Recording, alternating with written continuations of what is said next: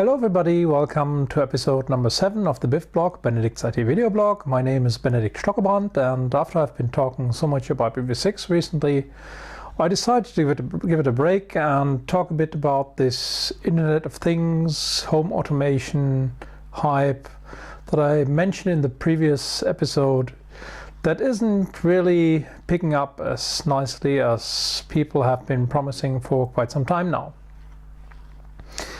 Now, the first reason why it is difficult for IT professionals to come to grips with this Internet of Things stuff is that all of a sudden we have to face product lifetimes that are way beyond what we are actually used to from our regular field or work experience.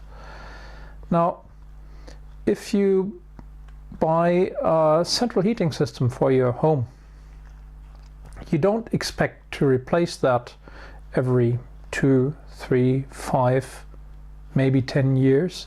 You expect it to last 20 or 30 years. And in IT, we're simply not used to building stuff like that. Within a few years, so many things change that it makes sense to do things from scratch, build something new, better, based on the technologies and possibilities we have by then.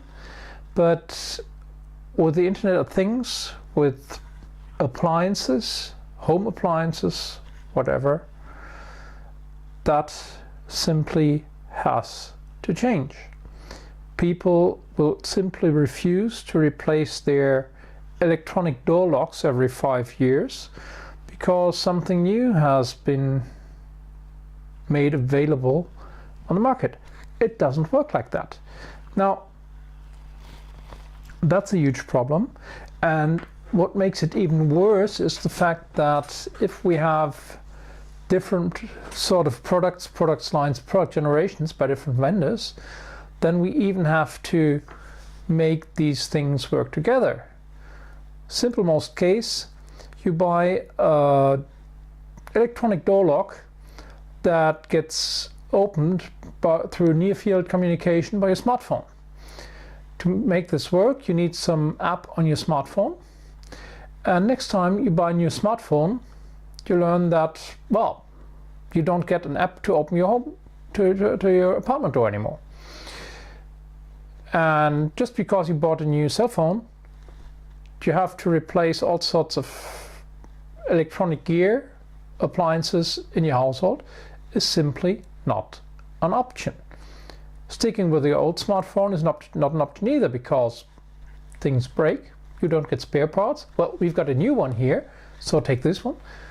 And people will be very, very, very frustrated if we let them run into this sort of experience. And they are already kind of worried about it because they have got some experience with this stuff in the past.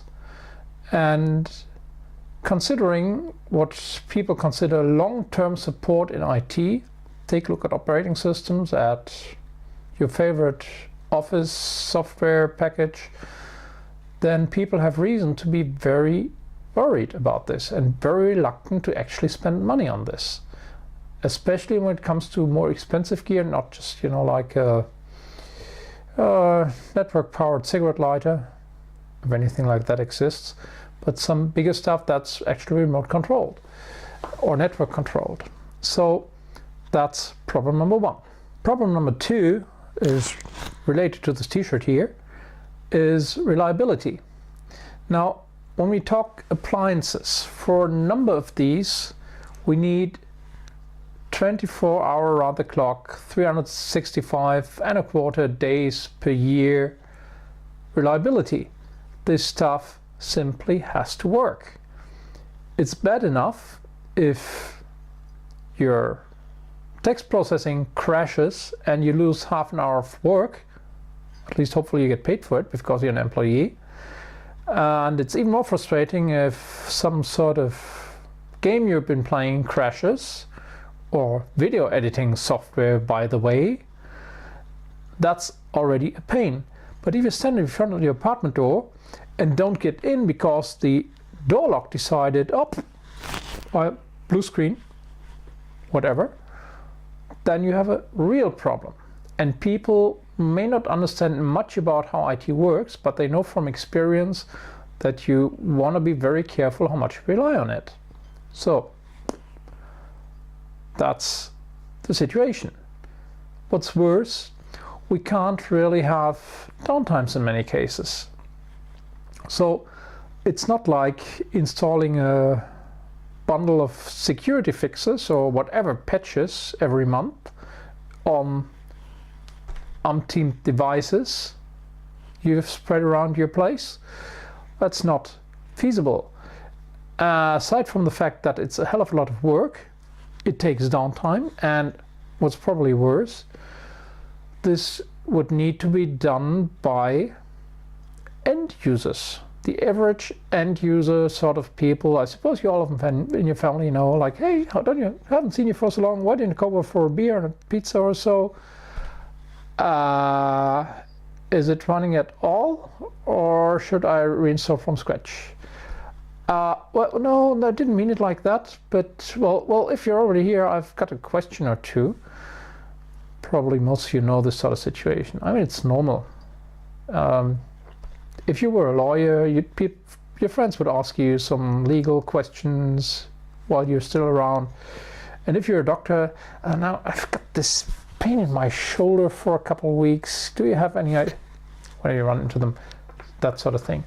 It's fair enough, that's where our people are, us included, but it actually means that we have to build stuff in such a way that end users can actually handle it. That was part of the rant I've done in the previous episode. We need things to be handled or manageable by end users who really don't know which way around to put in a wallboard into a wall socket, right? That's the problem we have. And next problem is network reliability versus network bandwidth. So far, when people talk about internet and networking pretty much in general, the key quality parameter is performance, bandwidth, and maybe to some degree latency, especially to online gamers. What people really care about is reliability. Now, when it comes to your home networking, the reliability side is already slightly troublesome when it comes to home automation. We have basically two options. You can go wired or you can go wireless. Wired, if you use Ethernet, means thick cables that you can't just run under the carpet. So it means drilling holes in the walls, driving them into the plaster, whatever.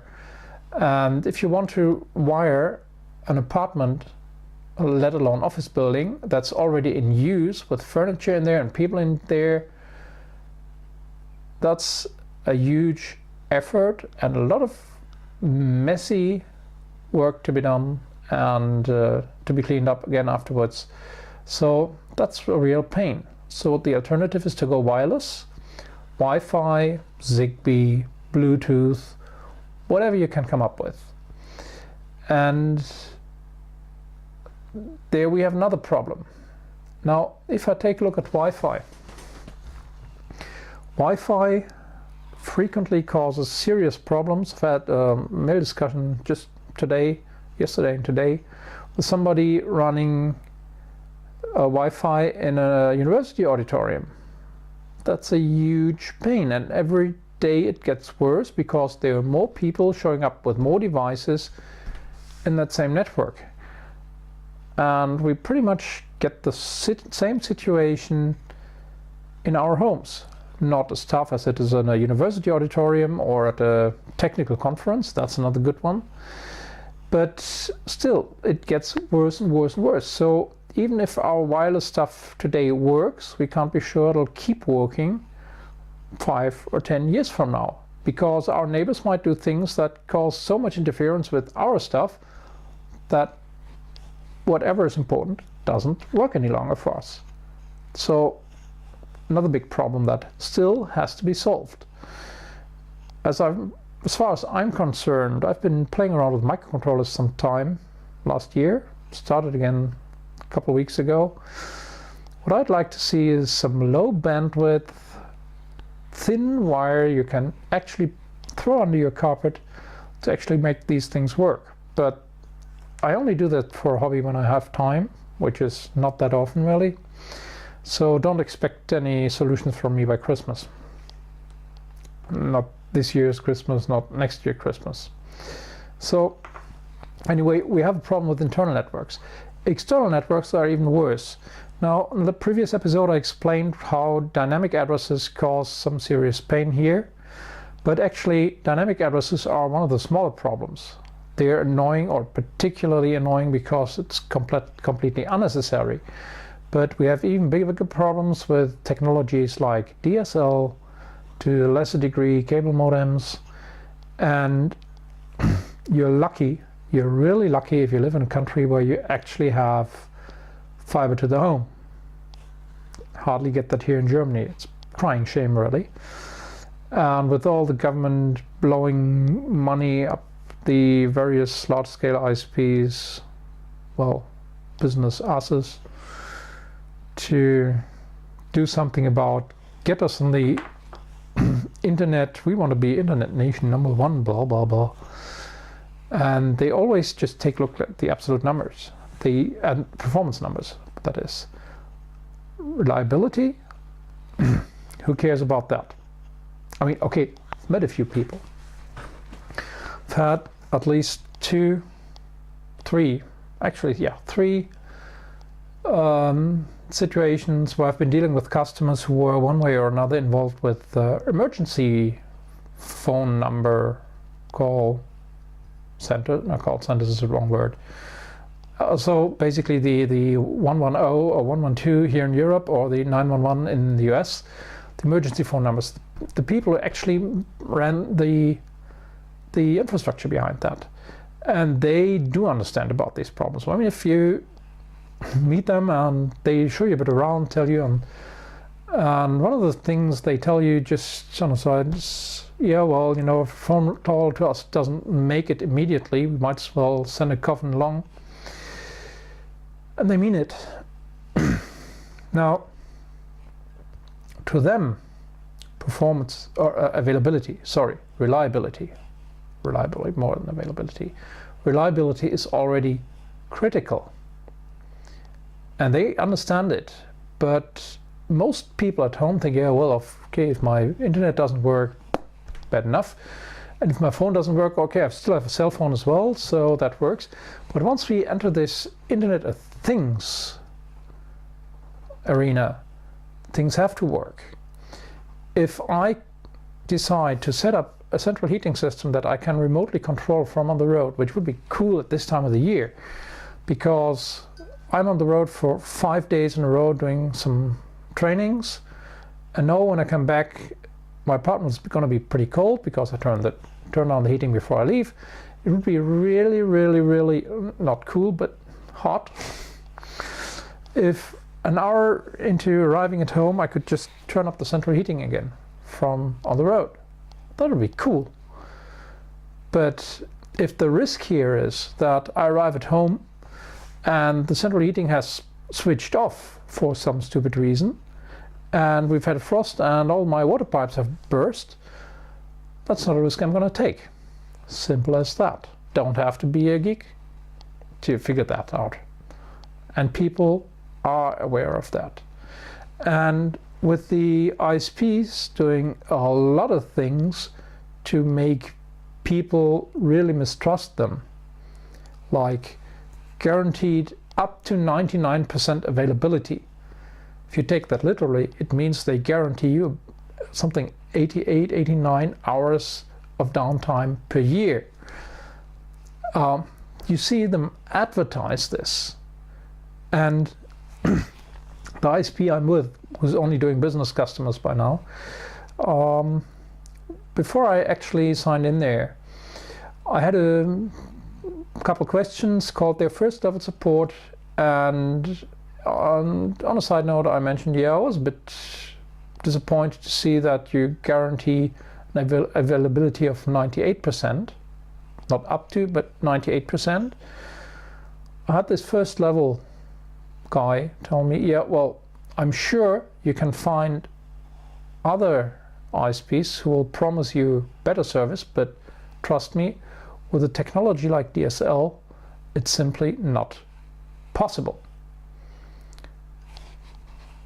Being told that from first level guy, decided, okay, they tell you the straight poop, so might as well sign on with these. So there we have a huge problem. And finally, we have this problem with our amateur admins, people who don't know what they are doing. They are not especially helpful when it comes to getting reliability up and running. I guess I'll eventually do a bit of a separate episode on what actually happens with these people and how to work with them and how to build things for them, but that's a whole entire different topic, so I might as well leave that for some time later on in the future. Okay, anyway, reliability has to go up. It has to be really, really, really good. No more blue screens, system crashes, software freeze-ups, whatever. No bloody way. We can't have that any longer. And that's going to be a huge challenge for a lot of us, especially when we take full-size computers and put them into some sort of physical device. It's not quite as bad as with microcontrollers. They're simpler, they don't carry so many things that can break, but even there you want to be aware that there are potentially quite a few problems.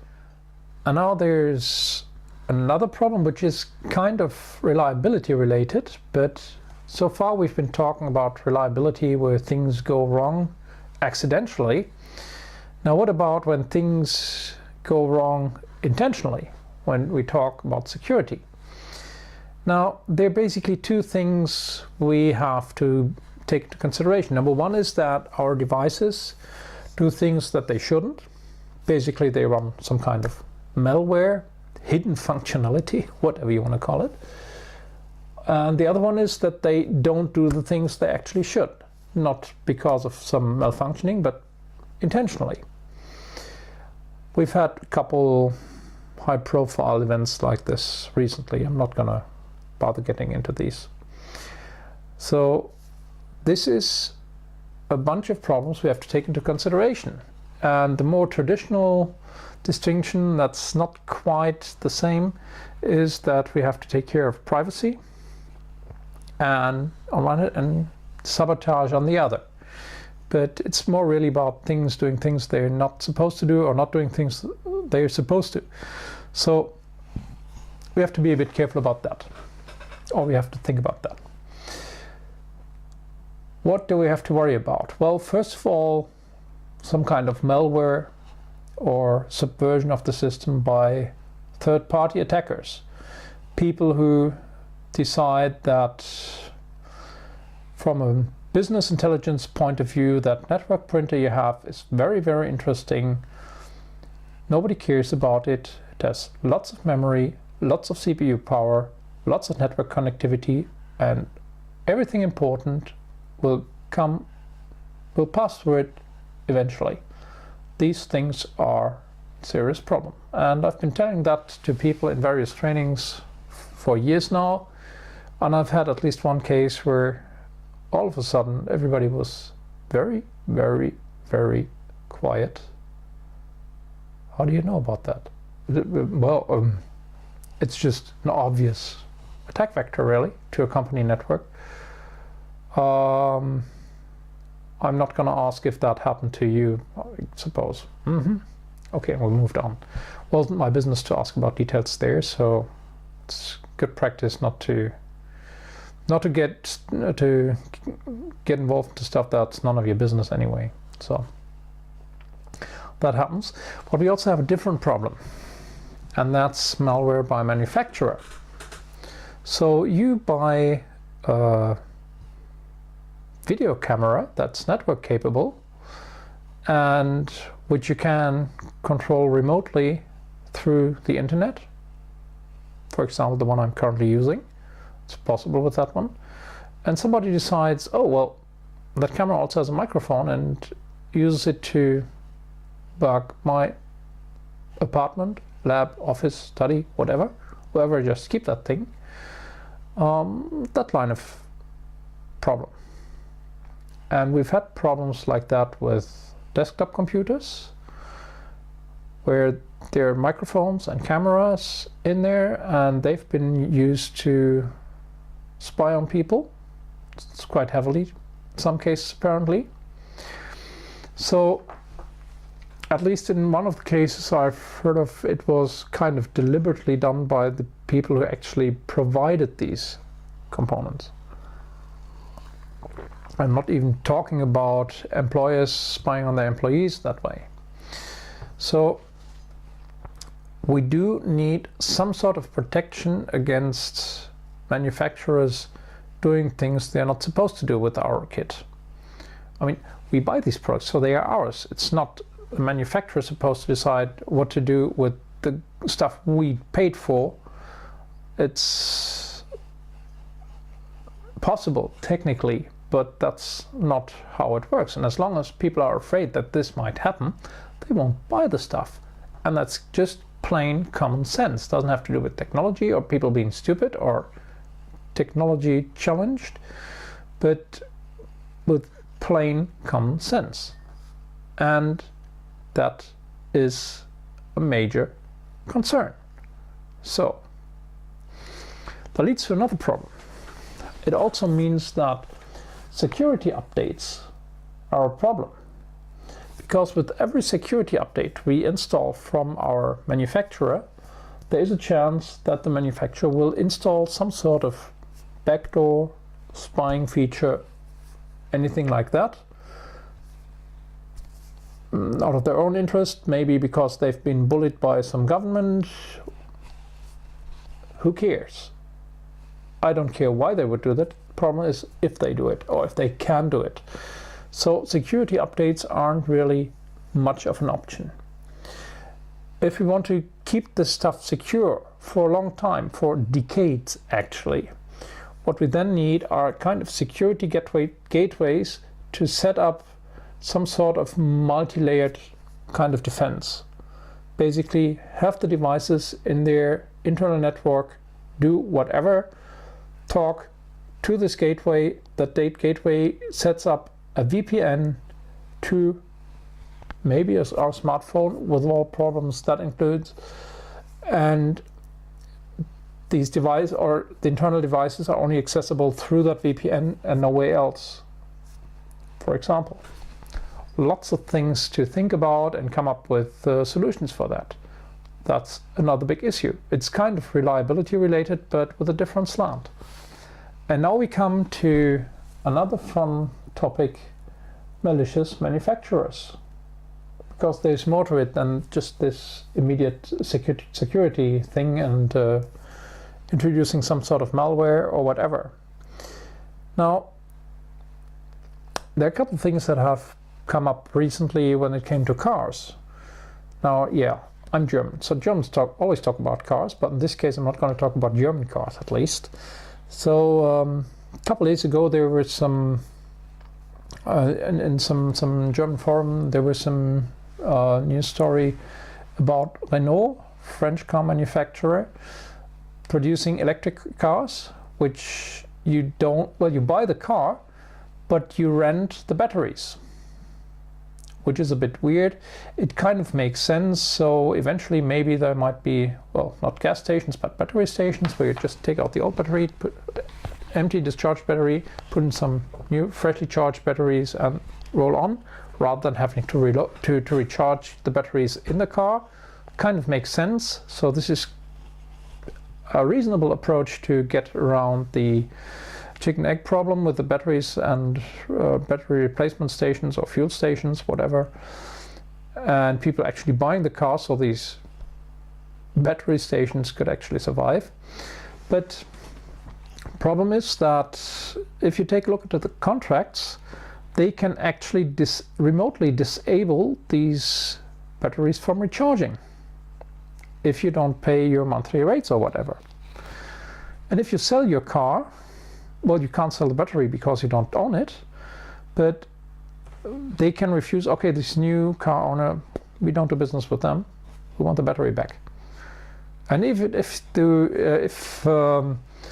they agree to have the battery rented out to the new customer, they charge you for that. Simple as that. So basically it means once you enter this sort of stuff, do you still own what you've paid for? Or are you just paying money for borrowing something, really? How much at the mercy of these manufacturers do you want to be? Another thing that I've just found today, I think, was that a New York Times journalist has been taking a Tesla car for a drive, so American manufacturer. Didn't like it, apparently ran out of battery juice at some point. And there were some nasty arguments between Tesla and the journalist. And what was scary about it was that Tesla got the logs out of the car and showed the journalist has been going around in circles on a parking lot, apparently in search for a quick charge station, which he didn't find, but whatever. Now, where come these logs from? And with what right does Tesla actually store these things, actually acquire these data and store these? I mean, this personal data, where I go. So how much of this sort of privacy intrusion do we want to accept? And I wouldn't be surprised if embedded systems, appliances might eventually do things like that without ourselves knowing and understanding what was going on there. I mean, if I buy an MP3 player and modify it to play DRM protected audio files that I don't have the rights to listen to, that's in some countries a criminal offense, despite the fact that I own this thing. So I'm not allowed to do what I want with stuff I actually bought. But in this case, there's some significant data that I should own, and somebody just takes from it, there's nothing I can do about it. Scary stuff. Even in countries like most the European Union, where there are some privacy laws. Other countries, the situation is even significantly worse. So we have a problem for legislation, definitely, and they better catch up on this quickly. Otherwise, the Internet of Things will never happen, by the way. And until we have this legislation, it basically means that if any single manufacturer goes for the quick money on this, he will ruin the credibility of an entire industry. And now the question is, how are big companies dealing with the situation where it might happen that all of a sudden all the investments go down the drain because people decide, okay, I'm not going to touch any of this. Scary. Really scary, even from an industry point of view. So that's another big problem. Finally, couple more things on the business or economic side. Now, when it comes to high-end computers, you can build them by dozens or hundreds and actually sell them. When you talk standard full-size PCs, desktop PCs, notebooks, tablets, smartphones, pretty much all the same, where we have a price of a couple $100 or euros or whatever, you have to produce significantly larger numbers for this to work. But if we go down to €5 embedded devices. You have to sell them in tens and hundreds of millions to actually make a margin. So this is economics of scale. It's pretty extreme. It simply doesn't make sense to produce 2 or 3 or 5,000 electronic door locks and have another competitor to do the same, and another one, and another one, and another one. So we have quite a problem here. And that means the internet access I've been talking about. We need proper two-way internet access for these things to work. And we don't just need it for ourselves, but we need it for a lot of other people who also buy the stuff we want to have. Because if there isn't, these things will never actually be designed and built and produced and made available. Good. Also means that things have to happen at an international scale, so we have to have some reasonably consistent international laws to deal with the situation. Doesn't make things any easier.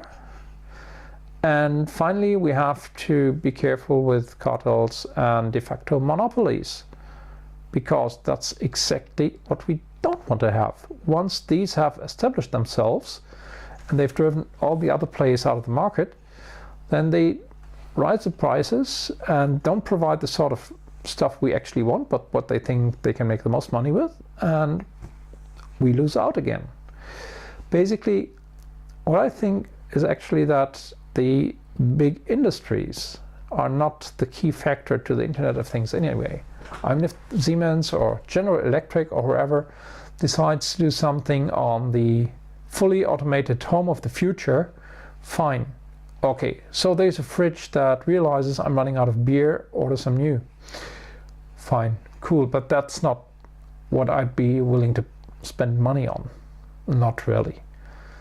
There are other things that I think are useful, and there's a good chance that it's some small scale, maybe even amateur sort of maker scene people come up with ideas and solutions that actually make sense. And that means for this to happen, we have to provide an infrastructure and an environment for these small-scale engineers, inventors, makers to actually get their things developed and into the market. Not a big issue. And we need to make sure that things get easy. Now, I've got this is a Raspberry, not Raspberry Pi, the Arduino Uno with an Ethernet shield. These are fairly expensive if you think about what you get, because they're prototyping devices. They've got lots of stuff on there you wouldn't need and wouldn't want in a final production device. But the mere existence of these means that it is possible for not so technical designers to come up with their ideas. Cool stuff. And if enough people make use of this and come up with a prototype, so they come up with something that I'd be willing to pay 10, 12, 15, 20 euros for, they come up with a prototype where the hardware inside only costs 100, and they can show, okay, we got this to work, and then do some crowdfunding, another bit of infrastructure useful to them.